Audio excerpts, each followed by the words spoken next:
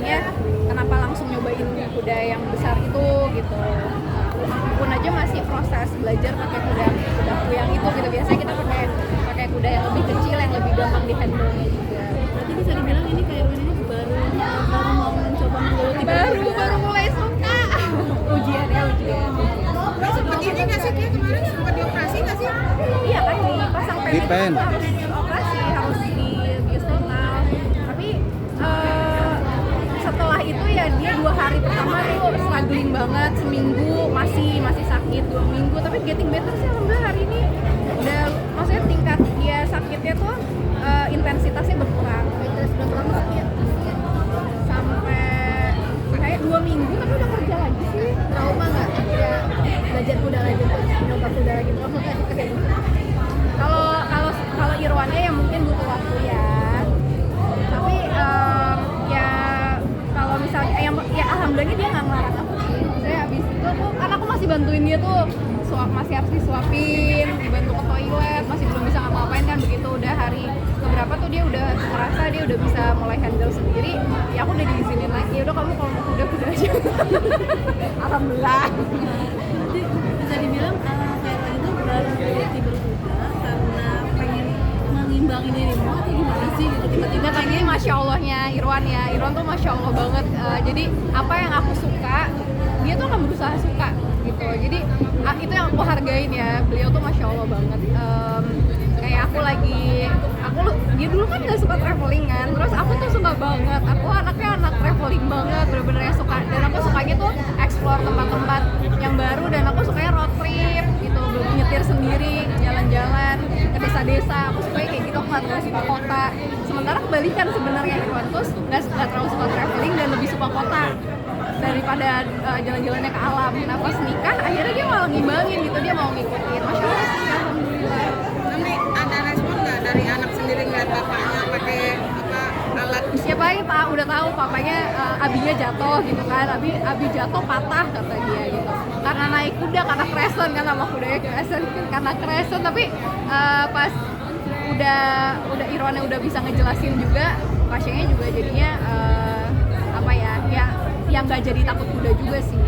Kasya makin pintar juga Kak, udah bisa sholat berjamaah juga. Ya masya Allah. Gimana itu cara mengajarkan ke anak? Ya sebenarnya paling penting kalau menurut aku gimana sesering mungkin ya kita nyontohin. Jadi kalau lagi sholat kan, kalau abinya lebih seringnya ke masjid kan. Nah dia belum sih kalau ngikut ke masjid, tapi kalau aku lagi sholat di rumah, nah itu biasanya aku ajak. Jadi nanti dia ikutan sholat gitu. Walau gerakannya juga masih salah-salah, tapi kan ngeliatin dia kan anak kecil itu kalau ngeliatin ya dia akan nyontoh. Sama anak-anak Kasyudin juga sholat dimamin sama Oh yang kemarin ya. Enggak, itu lucu banget sih, aku masya Allah tabarakallah. Aku lagi keluar kota kan sama Shirin, lagi ke Padang, terus dikirimin video mereka lagi sholat jamaah. Tapi gimana sih kalau mendidik anak sendiri sampai akhirnya pengen jadi apa sih? Ya sebenarnya natural aja ya, aku nggak terlalu yang memaksakan harus ngajarin ABCD gitu.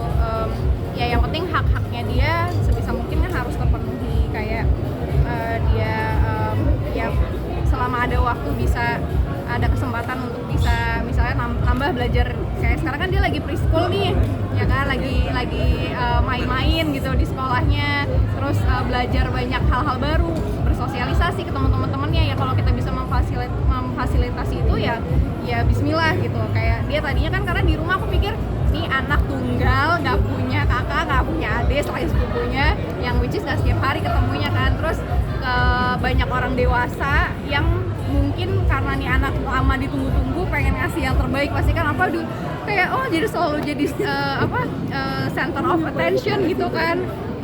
Pasti sama tante-tantenya, sama karyawan juga, kalau minta apa dikasih. Nah ini anak harus ketemu yang seumuran dia nih gitu, supaya dia tahu memberi, atau ketika dia bisa ngontrol emosinya ketika mainannya direbut atau apa gitu. Dan pas dimasukin ke sekolah akhirnya dia bisa menyesuaikan sih pelan-pelan. Jadi walaupun bukan anak satu-satunya tapi tetap nggak dimanjain banget gitu ya Kak? Iya, ya itu makanya PR harus benar-benar kitanya orang tua ya sayang tapi mendidik juga. Ada rencana mau tambah momongan nggak sih? Amin.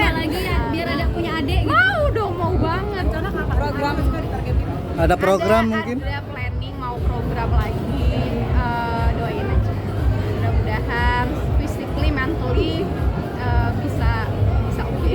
Masih ada untungnya ya, pernah tapi Kak? Udah nggak ada. Makanya kayak kemarin kan perjalanan mungkin semua pejuang IVF pada ngerti ya prosesnya, tapi ada yang muda, ada yang aku termasuk waktunya panjang karena memang lumayan banyak masalah kemarin, sampai ngelewatin beberapa kali operasi gitu. Jadi ngebayangin itu tuh kayak aku masih banyak nguatin hati gitu, kayak oh ya nanti aku akan mengorbankan waktu, pikiran, tenaga itu yang enggak ya mungkin kalau nggak ngalamin ya mikirnya oh ya udah gitu, tapi karena aku waktu itu pernah ngalamin itu tuh ada rasa kayak aduh kayak aku masih butuh waktu deh.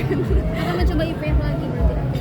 Iya, harus dari nol lagi ya, bismillah. Tapi udah udah beberapa waktu ini udah ngobrolin lagi sama suami, kayaknya udah waktunya dimulai lagi karena waktu nambah terus umurnya kan. Pengen anak jaraknya berapa emang? Berarti tahun depan atau? Aduh, aku tuh nggak pernah planning mau jaraknya berapa. Pokoknya namanya aku kan susah ya untuk ya mungkin nggak semudah. Ada banyak orang yang dikasih kemudahan, ada juga yang dikasih kesulitan. Mungkin kalau buat kita yang dikasih harus ada ikhtiarnya lebih, pasti anytime dikasih kita udah bersyukur. Tapi Lukasha sendiri pengen ada omongan untuk pengen adik atau gimana? Udah nanya, Lukasha mau punya adik nggak? Adiknya laki-laki atau perempuan? Nanti kadang-kadang perempuan, kadang-kadang maunya laki-laki, terus kadang-kadang nggak mau, abang mau sendiri aja. Sesuai moodnya dia aja. Oke?